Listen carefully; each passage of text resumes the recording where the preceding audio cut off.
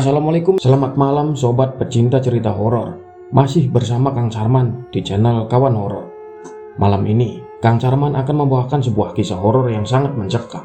Ketika Majid diharuskan melakukan solo riding melalui jalur hutan larangan yang terkenal angker.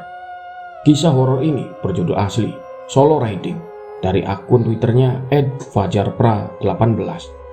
Baiklah, tanpa berlama-lama lagi, langsung saja kita simak cerita selengkapnya. Dan buat kalian, jangan pernah dengarkan cerita ini sendirian, karena terkadang mereka sengaja datang menghampiri. Senin 14 Januari 2019.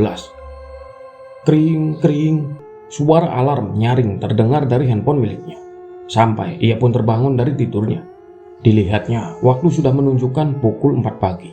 Ia pun bangun untuk membersihkan diri dan bergegas ke musola terdekat. Pagi itu masih gelap gulita, namun suara ayam jago sudah berkokok di berbagai penjuru desa kala itu. Selepas membersihkan diri, ia tak lupa untuk membangunkan ibu dan adik-adiknya yang masih terlelap akan tidurnya. Suara ketukan pintu. "Bu, bangun bu, sudah pagi," ucapnya memanggil-manggil ibunya. Selang beberapa waktu, dibukakanlah pintu itu dan ibunya keluar yang sudah rapih memakai mukena berwarna putih. "Kenapa toh Le, ibu sudah bangun? Ini habis sholat tahajud." "Oh iya bu, saya kira belum bangun." "Ya sudah, sana siap-siap ke musola. Ibu mau bangunin adik-adikmu dulu." "Iya bu." Selang beberapa waktu, suara azan subuh sayup-sayup mulai menggema dari segala penjuru desa itu. Dan juga musola dekat rumahnya sudah mulai terdengar tanda waktu subuh telah tiba. Ia pun bergegas ke musola dan tak lupa pamit ke ibunya. Ia adalah Majid, pemuda asal desa Aceh yang tinggal hanya bersama ibu dan kedua adiknya perempuan, karena ayahnya sudah meninggal 4 tahun yang lalu dalam sebuah insiden kecelakaan. Dan selama 4 tahun itu, Majid serta ibunya bekerja keras untuk membiayai sekolah adik-adiknya juga untuk memenuhi kebutuhan hidup sehari-hari. Majid lulus sekolah menengah atas pada tahun 2016. Beruntung, selama 2 tahun kebelakang, ia sempat bekerja di sebuah perusahaan ternama di Bekasi. Dan dari hasil kerjanya itu, ia bisa membangun sebuah toko sembako di depan rumahnya untuk ibunya. Serta, ia juga mempunyai sebuah usaha mie ayam bakso yang baru saja ia geluti selama 3 bulan kebelakang. Langit pagi itu mulai tampak sedikit agak terang, tanda matahari akan segera muncul. Dilihatnya, ia sedang membenarkan sepeda motornya yang sepertinya sedang ada kendala di bagian mesin. Karena sudah beberapa kali ia coba untuk menyalakan namun tidak pernah bisa. "Motormu kenapa lagi tuh Le? Mogok lagi?" tanya ibunya yang sedang berjalan dari dalam rumah keluar sembari membawa 2 cangkir teh hangat dan kemudian diletakkannya di meja teras rumah. "Nggak tahu bu apanya nih, padahal sudah tak beresin tapi nggak mau menyala," jawabnya yang masih sibuk mencari akar permasalahannya. "Sudah sini ngeteh dulu, nanti ibu suruh Pak Iwan buat betulin," jawab ibunya yang sudah duduk di bangku sambil sesekali menyeruput teh hangat itu. "Iya bu, bentar." Setelah beberapa kali diotak-atik, akhirnya motornya mau menyala. "Alhamdulillah nyala juga itu motornya," ujar ibunya. "Iya bu, alhamdulillah." Motornya ia standar 2 untuk dipanaskan terlebih dahulu sebelum digunakan. Dan kemudian ia pun mencuci tangan untuk segera duduk menemani ibunya. Matahari perlahan-lahan mulai menunjukkan kehadirannya. Langit yang tadinya gelap gulita sekarang mulai perlahan terang. Dan waktu saat itu sudah menunjukkan pukul 6 pagi. Kedua adiknya sudah bersiap-siap untuk berangkat sekolah. Adik pertamanya bernama Amelia, sekarang sudah kelas 3 SMA yang sebentar lagi akan segera lulus.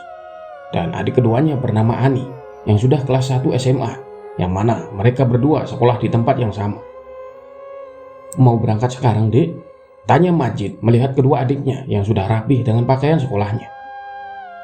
"Iya mas, mau berangkat sekarang," jawab Lia sembari membenarkan kerudungnya.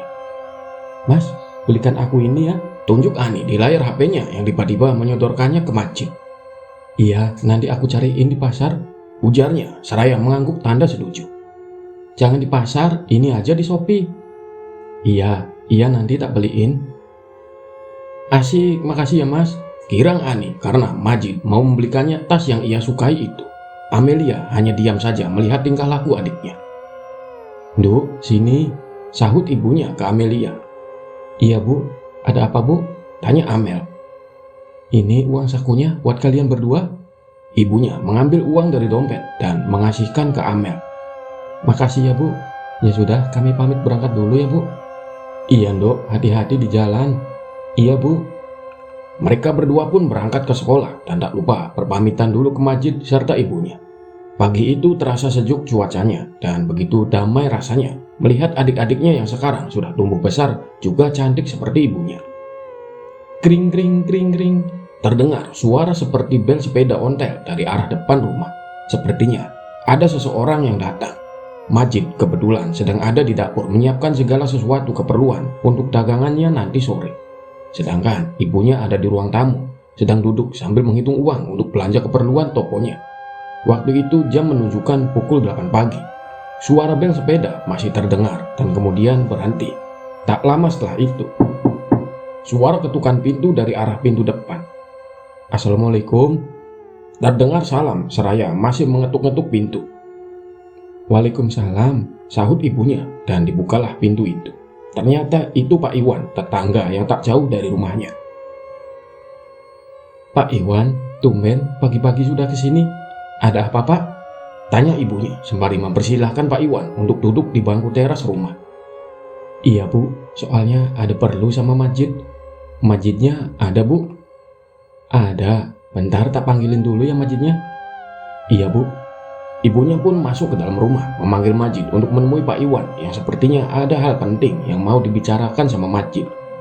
Selang beberapa waktu, Majid pun keluar menghampiri Pak Iwan yang sedang memainkan HP-nya. "Assalamualaikum Pak Iwan, gimana kabarnya? Sehat?" ucap hangat Majid sembari menjabat tangan Pak Iwan. "Waalaikumsalam Jid, alhamdulillah sehat. Kamu gimana? Sehat?" "Alhamdulillah Pak, sehat. Gimana Pak? Ada perlu apa? Kok pengen ketemu saya?" "Gini Jid, anakku Putri dapat panggilan kerja di kota S. Aku kesini mau meminta tolong anterin Putri ke sana. Bisa apa enggak?" "Minta dianterin hari apa Pak?" "Besok hari Selasa, soalnya mulai kerja hari Kamis. Bisa apa enggak Jid?" Majid terdiam sejenak mendengarkan permintaan Pak Iwan. Ia sebenarnya ragu untuk setuju karena mengingat ia harus dagang. Lalu dari arah dalam rumah ibunya keluar sembari membawa 2 cangkir kopi panas beserta cemilannya di sebuah nampan kayu dan diletakkannya di atas meja. "Loh, ada apa? Kok pada diem-dieman?" tanya ibunya heran melihat Majid sama Pak Iwan saling diam. Enggak Bu, ini aku lagi mikir dari permintaan Pak Iwan." "Emangnya Pak Iwan minta apa Jid?" tanyanya sembari duduk di sebelah Majid. Lalu Pak Iwan pun menjelaskan apa yang dimaksudkan Majid barusan ke ibunya. "Oh begitu ya, silahkan diminum dulu Pak kopinya, takut keburu dingin." "Iya Bu, terima kasih." "Jid, libur dulu aja dagangnya. Besok anterin anaknya Pak Iwan ke sana, hari Jumat bisa mulai dagang lagi," ujarnya meyakinkan Majid. "Iya Bu, besok tak anterin putrinya Pak Iwan," jawabnya tanda setuju. Pak Iwan pun merasa lega di situ karena Majid mau mengantarkan anaknya. Lalu percakapan lain pun mereka obrolkan sampai sekitar jam setengah 10 Pak Iwan pamit. Pukul 10 Majid pergi ke pasar untuk membeli beberapa keperluan buat dagangannya nanti sore. Jarak pasar dengan rumahnya lumayan jauh, kurang lebih ada sekitar 45 menit untuk sampai di pasar dan ibunya sudah berjaga di tokonya. Dipacunya kuda besi itu sembari membawa sebuah kerendeng yang sudah digantungkan di gantungan motornya, motor Vario 150 2017. Jalan ditempuhnya dan ia pun sudah sampai di pasar. Lalu kemudian ia membeli beberapa keperluan yang dibutuhkan buat dagangan seperti bawang, cabai, dan lain-lain. Tak lama ia berbelanja, hanya menghabiskan waktu sekitar setengah jam. Keadaan pasar saat itu sedang ramai seperti layaknya pasar kebanyakan. Tak lama kemudian, ia merasa perutnya lapar. Ia sempatkan waktu sejenak untuk makan di warung makan yang ada di sana. Dipesanlah makanan itu. Banyak pilihannya, ada sayur kangkung, kentang, ayam, ikan, telur, dan lain-lain. Ia hanya memilih sayur kangkung dan ayam. Dilahaplah makanan itu. Warung makan itu terbuka tidak seperti warteg. Jadi warung itu atapnya hanya menggunakan terpal yang setiap ujungnya sudah dipasangkan besi untuk ditancapkan ke tanah supaya kuat. Ia duduk menghadap ke arah jalan raya. Ketika makan dengan lahapnya, ia seperti melihat seorang kakek-kakek sedang duduk di dekat tiang listrik. Yang anehnya, kakek itu melihat Majid dengan tatapan aneh. Majid tak terlalu pedulikan hal itu. Ia lalu melanjutkan makannya. Karena merasa aneh, Majid pun memutuskan untuk melihat kakek itu lagi. Namun, ia kaget melihat kakek itu sudah tidak ada di sana. Padahal, cuma selang beberapa menit dari awal ia melihatnya. Dan tiba-tiba, kakek itu sudah ada tepat di belakangnya. Sontak, ia kaget sembari istighfar. Kakek itu terlihat sudah berumur mungkin ada sekitar 70 tahunan. Mengenakan baju batik coklat yang sudah kucel, celana hitam dan juga mengenakan belangkon. Lalu kemudian, kakek itu menunjuk-nunjuk ke arah makanannya Masjid. Sambil bilang, "Cu, kakek minta itu." Seraya menunjuk ke arah makanannya si Majid. Majid pun merasa iba, lalu ia memutuskan untuk pesan 1 bungkus makanan untuk kakek itu. Namun, kakek itu menolak. Ia hanya mau makanan yang dimakan oleh Majid. "Kek, ini kan bekas makan saya, mending tak bungkusin aja ya." Kakek itu tetap kekeh menolak. Yang ia mau hanya makanan yang Majid makan. Alhasil, Majid pun mau tak mau menuruti apa yang kakek itu mau. Sampai ibu yang punya warung geleng-geleng kepala dibuatnya. Dibungkuslah makanan bekas Majid makan, dan dikasihkanlah makanan itu ke kakek itu. Sebelum pergi, kakek itu bilang sesuatu ke Majid yang membuat ia bingung dengan perkataan kakek itu. Lalu kakek itu pun pergi sembari membawa makanan bekas Majid. Ia masih bingung dengan perkataan kakek itu. Apa maksudnya? Ada apa? Kok kakek itu bisa bilang hal aneh di luar nalarnya? Tanpa pikir panjang, Majid pun memutuskan untuk tak terlalu memikirkan hal tersebut. Kemudian, ia membayar makanannya itu dan segera pulang ke rumah untuk menyiapkan dagangannya. Sore itu, Majid sedang berdagang di tempat ia biasa mangkal di alun-alun desanya. Keadaan ramai seperti biasanya. Banyak pedagang di pinggiran alun-alun. Di lapangan banyak anak-anak yang sedang bermain ke sana kemari. Dan tak sedikit juga ada pasangan muda-mudi yang sedang duduk-duduk beralaskan tikar yang mereka bawa. Alun-alun itu memang selalu ramai setiap harinya, bukan hanya setiap malam minggu saja. Di sebelah kiri seberang alun-alun terdapat masjid yang memudahkan masyarakat sekitar untuk beribadah jikalau waktu sholat telah tiba. Keadaan normal seperti biasanya. Dagangan masjid banyak pembelinya karena memang rasanya yang nikmat dan lezat. Bahkan penulis sering beli mie ayam bakso miliknya. Dan pernah juga iseng bertanya dari mana ia belajarnya, dan ternyata dia diajarkan oleh ibunya. Tak terasa, matahari sudah memancarkan warnanya yang kuning keemasan. Tanda sebentar lagi waktu maghrib akan tiba. Majid yang sedari tadi melayani pelanggan benar-benar disibukannya tanpa henti. Sepertinya dia butuh seseorang untuk membantunya jikalau banyak pelanggan seperti ini. Begitulah pikirnya. Di sela-sela waktunya, ia sempatkan untuk melihat jam di tangannya. Dan waktu sudah menunjukkan pukul 5:30 sore. Disempatkan waktu untuk duduk. Karena untuk beberapa saat belum ada pelanggan lagi. Dia melamun melihat ke arah seberang jalan sembari menopangkan tangannya di dagunya. Dan samar-samar, ia seperti melihat seseorang di arah seberang jalan yang membuat pandangannya terasa aneh. Karena orang itu tak seperti orang yang lalu lalang di seberang jalan lainnya. Ia sedikit mengucek matanya karena merasa seperti tak asing dengan orang itu. Benar saja, karena itu adalah kakek-kakek yang ia temui di pasar tadi pagi. Kakek itu melihat ke arah Majid sambil menunjuk-nunjuk dengan tatapan tajam ke arahnya. Majid bingung di situ. Lalu tiba-tiba, "Mas," ada suara perempuan memanggil dia seraya menepuk pundak Majid. Terkejut dia karena hal itu. Iya mbak, gimana? Gimana sih mas? Udah tak panggilin dari tadi, kok nggak dengar? Iya mbak, maaf. Ya nggak apa-apa, pesen mie ayam 2 ya mas. Siap mbak. Dibuatlah mie ayam pesanan mbak itu. Pas ia sedang membuat mie ayam, iseng melihat ke arah seberang jalan. Dan ternyata kakek itu sudah tidak ada di sana. Kemana lagi itu kakek pikirnya. Ia merasa aneh sama tingkah laku kakek itu. Tak mau pikir panjang, ia melanjutkan membuat mie ayamnya. Waktu pun semakin sore, semakin gelap. Azan maghrib sudah berkumandang. Majid menunaikan sholat terlebih dahulu dan menitipkan dagangannya ke Pak Ali, pedagang jus di samping masjid. Selepas sholat, ia bergantian jaga dagangannya Pak Ali. Malam itu dilaluinya dengan perasaan bahagia karena dagangannya habis tak bersisa, seperti hari-hari sebelumnya. Jam sudah menunjukkan pukul 9 malam lewat. Ia pun pulang melewati jalan P. Jalan yang jarang ia lewati kalau malam, karena jalan yang biasa ia lewati saat pulang sedang ada kecelakaan. sehingga menyebabkan kemacetan parah. Ia mendorong gerobaknya sedikit agak cepat karena mengingat jalanan yang ia lewati saat ini begitu sepi walau banyak rumah. Namun saat itu keadaan sedang sepi. Terus ia mendorong gerobak.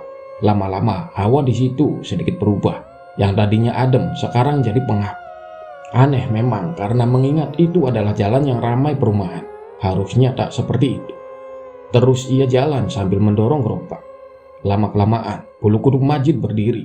Dari arah belakang terdengar seperti ada suara langkah kaki yang mengikutinya berjalan. Ia panik dan mencoba mempercepat langkah kakinya. Dia beranikan diri untuk menoleh ke belakang. Pas menoleh, tak ada siapa-siapa di belakangnya. Sontak, ia fokus jalan lagi dan mempercepat jalannya. Suara langkah kaki itu ternyata masih ada dan malah semakin dekat seperti persis berada di belakangnya. Sampai tiba-tiba ada yang menepuk pundaknya dari belakang. Terlihat seperti ada tangan seseorang berada tepat di bahu sebelah kanan. Ia berhenti, badan gemetar, keringat dingin sudah bercucuran. Lalu terbesit suara seseorang bilang, "Mas." Ia beranikan diri untuk menoleh ke belakang. Ternyata ada seorang bapak-bapak memakai baju koko lengkap dengan sarung dan pecinya. Majid menghela nafas lega di situ sambil bilang bersyukur. Lantas bapak itu bilang, "Mas, kenapa? Kok jalannya cepet banget seperti dikejar setan?" Tidak pak, itu..." Belum selesai bicara, bapak itu langsung memotong omongan Majid. "Tarik nafas dulu mas, biar ngomongnya lancar." Iya pak, gimana pak, ada apa?" Tanyanya yang sudah mulai agak baikan setelah kejadian kurang mengenakan tadi. "Baksonya masih ada apa enggak mas?" "Oh, sudah habis pak." "Oh gitu ya mas, ya sudah makasih." "Iya pak." Majid pun lanjut jalan lagi dan sampai di rumah. Untungnya tidak terjadi lagi kejadian seperti itu. Dilihat ibunya sedang duduk di bangku teras rumah bersama Amelia dan Ani. Sepertinya mereka sedang asik mengobrol. "Assalamualaikum, kayaknya ada yang seneng ini," sembari memarkirkan gerobak di teras rumah sebelah kiri. "Waalaikumsalam," ucap mereka bertiga bersamaan. "Iya mas, ini Mbak Amel dapat juara 1 lomba nyanyi di sekolah. Ini pialanya." Seraya menunjukkan piala yang Ani maksudkan. "Alhamdulillah. Ya sudah, mas minta tolong bantuin beresin dagangannya mas ya." "Siap mas," jawab mereka berdua bersamaan.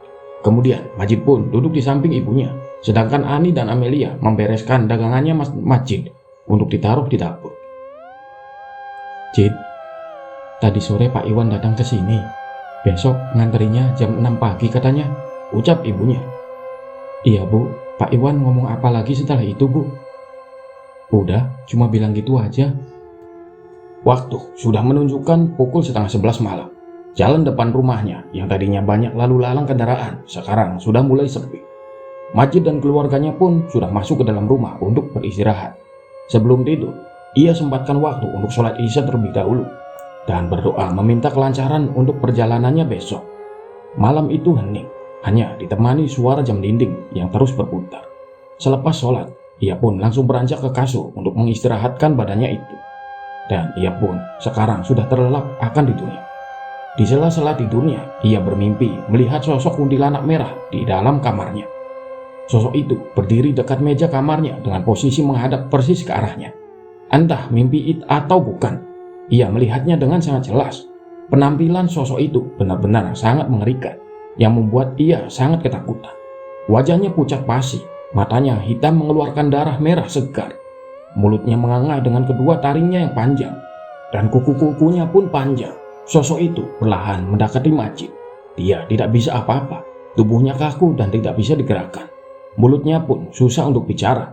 Di situ, Majid hanya bisa pasrah, tidak bisa apa-apa. Sosok itu semakin lama semakin mendekat, dan sekarang posisinya sudah ada tepat di atas tubuhnya. Majid mencoba untuk melawan, tapi tidak bisa, karena tubuh dan mulut tak bisa ia gerakkan. Kemudian, sosok itu mulai membungkuk seperti mau menduduki Majid. Wajahnya sekarang sudah ada tepat di depan muka Majid. Di situ, ia melihat dengan sangat jelas. Tangisan pun sudah tak bisa ia bendung lagi, hanya bisa berdoa di dalam hati berharap tak terjadi apa-apa. Lalu tiba-tiba, sosok kuntilanak itu terpental ke dinding kamar seperti ada sesuatu yang mendorongnya dengan sangat keras. Lalu terbesit suara, Jangan ganggu cucuku. Ada suara kakek-kakek dari arah sebelah kanannya Majid. Ia tak bisa melihat sosok kakek itu karena badan juga lehernya tidak bisa ia gerakkan. Sosok kuntilanak itu kemudian pergi menghilang entah kemana. Di situ Majid benar-benar sangat bersyukur karena masih bisa diselamatkan.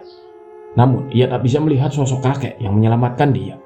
Karena saking lemasnya, ia pun pingsan. Dan tiba-tiba ia langsung kebangun dari tidurnya dengan keringat yang sudah bercucuran di badannya. Entah mimpi atau bukan, tapi kejadian itu benar-benar seperti nyata. Dilihatnya jam dinding ternyata sudah jam 4 pagi. Ia pun langsung melakukan kegiatan seperti pagi-pagi sebelumnya, walau masih keingat kejadian semalam. Seumur hidupnya, baru kali ini dia mendapatkan mimpi yang seperti itu. Dan dia termasuk orang yang gak peka terhadap hal-hal mistis. Sekitar jam 6 kurang, Majid sudah bersiap untuk pergi ke rumahnya Pak Iwan. Ibunya pun memberikan nasi bungkus untuk sarapan dia di jalan nanti. Motor ia panaskan dan sejenak ia duduk di bangku sambil menunggu Pak Iwan datang ke rumahnya. "Jid, kamu tidak apa-apa?" tanya ibunya yang melihat Majid lagi melamun. Majid pun hanya diam tak merespon. Lalu ditepuklah pundaknya itu.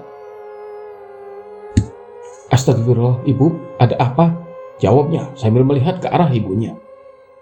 "Kamu ini masih pagi kok melamun, mikirin apa sih, Le?" Enggak mikirin apa-apa, Bu," jawabnya meyakinkan. "Ya sudah, kalau nggak mau cerita," jawab ibunya sambil duduk di samping Majid menunggu Pak Iwan. Tak lama menunggu, Pak Iwan bersama anaknya pun datang ke rumahnya Majid dengan sepeda ontelnya. Dilihat, bawaan anaknya tak terlalu banyak, hanya satu tas besar yang digendongnya. Mungkin isinya hanyalah pakaian. "Assalamualaikum," ucap salam hangat Pak Iwan. "Waalaikumsalam." Mereka pun menjawab salamnya. "Gimana, Jid, udah siap?" "Alhamdulillah udah, Pak. Mau berangkat sekarang apa?" "Iya, sekarang aja, Jid." "Ya sudah, Pak." Kemudian tas Putri ia taruh di depan. Majid hanya membawa tas lempang yang isinya hanya dompet, HP, dan charger. Makanan dari ibunya ia taruh di bagasi. Ia memakai jaket kulit dan celana jeans hitam beserta sepakaian sepatu dan sarung tangan. Karena mengingat perjalanan yang ia tempuh lumayan jauh, mereka berdua pun siap untuk berangkat. Tak lupa untuk berpamitan ke ibu dan Pak Iwan juga adik-adiknya. Pagi itu cuaca sedang cerah. Matahari pagi begitu sangat menghangatkan badannya. Jalanan ramai seperti biasanya. Ia pun mampir ke pom untuk mengisi bahan bakarnya. "Put, udah makan kamu?" tanyanya. "Belum, Mas." "Ya sudah, makan dulu ya," ajaknya. "Iya, Mas." Putri mengangguk karena memang perutnya terasa lapar. Lalu Majid membawanya ke warung makan dan mereka pun makan bersama. Majid makan nasi bungkus dari ibunya, sedangkan Putri makan nasi pesanannya. Perjalanan mereka masih jauh. Untuk sampai di sana mungkin memakan waktu hingga 6 jam lebih. Selepas sarapan, mereka pun melanjutkan perjalanannya. Tak lupa membeli minum botolan. Lama mereka berjalan, waktu pun sudah menunjukkan pukul 9 pagi. Selama di perjalanan itu, mereka banyak mengobrol tentang banyak hal. Lalu, tiba-tiba, ban belakang terasa goyang. Majid pun memutuskan berhenti dan mengecek. Ternyata ban belakang bocor. Terpaksa, Majid menuntun motornya karena di sekitaran mereka tak ada bengkel motor. Lama ia menuntun, masih belum menemukan bengkel motor. Karena mengingat posisi mereka sekarang sedang ada di jalanan perbukitan. Kemudian tak lama mereka jalan. Di pengkolan depan, Putri melihat warung makan yang sampingnya ada bengkel motor. "Mas, itu ada bengkel," ucap Putri seraya menunjuk ke arah depan. "Alhamdulillah," ucap syukur Majid sambil menambah kecepatan jalannya agar segera sampai di bengkel. Setelah jalan kurang lebih 5 menit, akhirnya mereka sampai juga di bengkel. Kemudian motornya ditambal. Cuaca yang tadinya terang sekarang mulai sedikit agak mendung. Beruntung Majid sudah menyiapkan 2 mantel di bagasi motornya. Kemudian rintik-rintik hujan pun turun, sedangkan motor masih belum selesai ditambal. "Put, bawa mantel enggak?" tanyanya memastikan. "Enggak, Mas. Mas Majid bawa apa enggak?" "Alhamdulillah bawa 2, Put." "Alhamdulillah," ucapnya dan sambung lagi ia bicara. "Mas, ini masih lama apa enggak nyampenya?" "Masih, Put, kurang lebih 3-4 jam lah, paling lama di hutannya nanti." "Mas Majid emang ngambil jalur mana?" "Ngambil jalur K," ucap Majid. Setelah Majid bilang begitu, Putri hanya bisa diam tegang seperti memendam sesuatu. Wajahnya seperti orang ketakutan. Namun, Majid tak menyadari akan hal itu. Setelah menunggu beberapa saat, akhirnya motor selesai ditambal dan siap untuk berangkat lagi. Terlihat hujan semakin lama semakin deras. Dipakailah mantel yang sudah ia bawa itu. "Hati-hati ya mas," ucap Putri. "Iya Put," tuturnya. Tak lama mereka berjalan. Hujan pun semakin lebat sampai kaca helm sedikit agak kabur karena hantaman air hujan. Hari itu tak banyak kendaraan yang lewat. Hanya 1-2 mereka berpapasan. Kemudian kabut pun turun, membuat ia was-was mengendarai motornya. Majid sempat berpikir untuk berhenti, mengingat derasnya hujan dan kabut turun menghalangi pandangannya. Namun ia mengurungkan niatnya itu, karena posisi dia sedang tidak baik untuk berhenti. Tak lama setelah itu, Majid melihat ada 2 jalan ke kiri dan kanan. Ia pun berhenti untuk melihat pelang menunjuk jalan. Tertulis arah kiri S dan kanan ke K. "Mas, beneran mau ngambil jalan kah?" ucapnya dengan agak sedikit berteriak karena hujan menghalangi jarak pendengaran. "Iya Put, kalau ngambil S kejauhan," ucapnya dengan sedikit berteriak. Putri di situ hanya bisa diam berharap tak terjadi apa-apa, karena mengingat sebelumnya pernah melewati jalur K yang membuat ia juga temannya mengalami hal buruk di sana. Sedikit penjelasan tentang jalur K yang dikenal dengan sebutan hutan kematian. Jadi hutan ini jalurnya ekstrim, namun kalau mau cepat sampai di kota S yang melewati hutan ini. Di hutan ini banyak sekali pohon pinus, jalurnya naik turun. Alasan kenapa disebut hutan kematian, karena di jalur ini sering banyak terjadi kecelakaan baik sepeda motor, mobil, truk, dan lain-lain. Dan juga pernah ada kasus pembuangan mayat di jalur ini.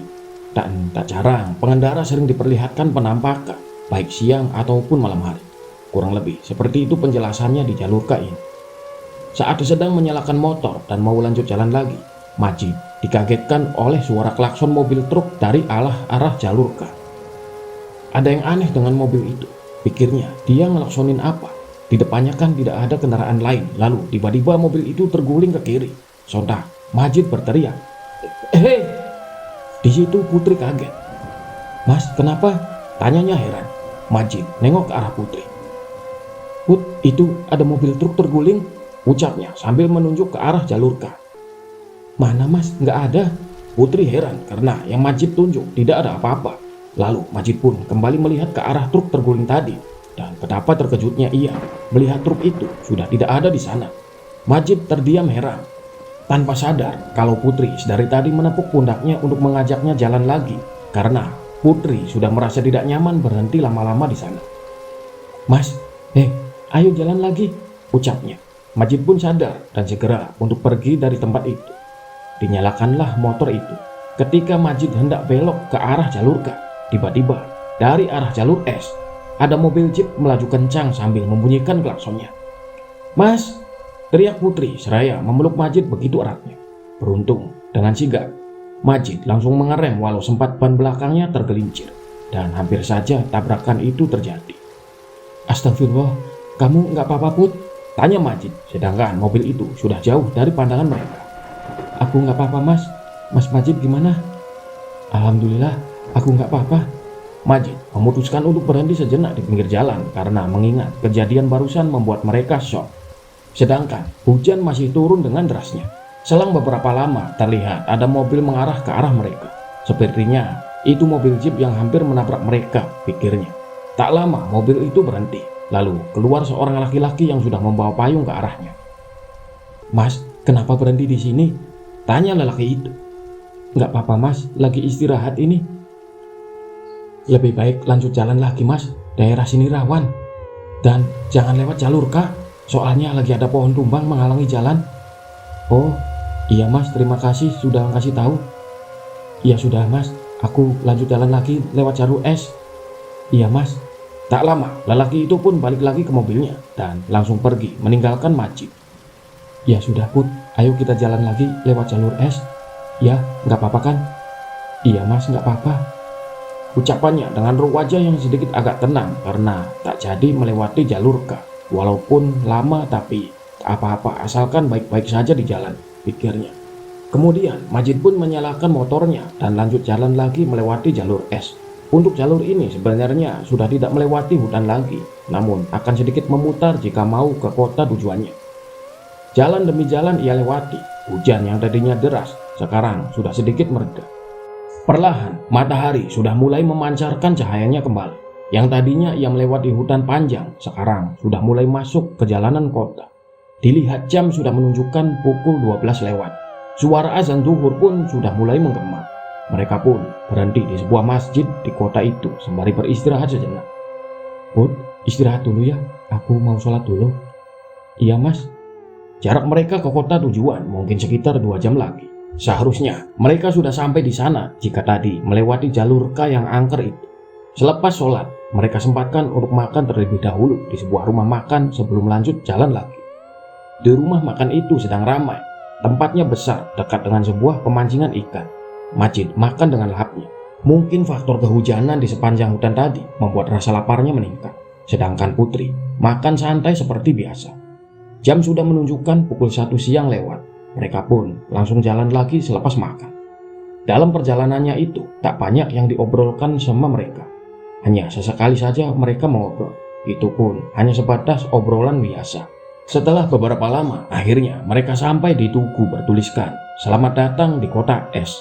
Alangkah leganya Putri karena sudah sampai di kota tujuannya itu. Dan Majid pun bertanya ke Putri, "Mau diantarin kemana ini Put?"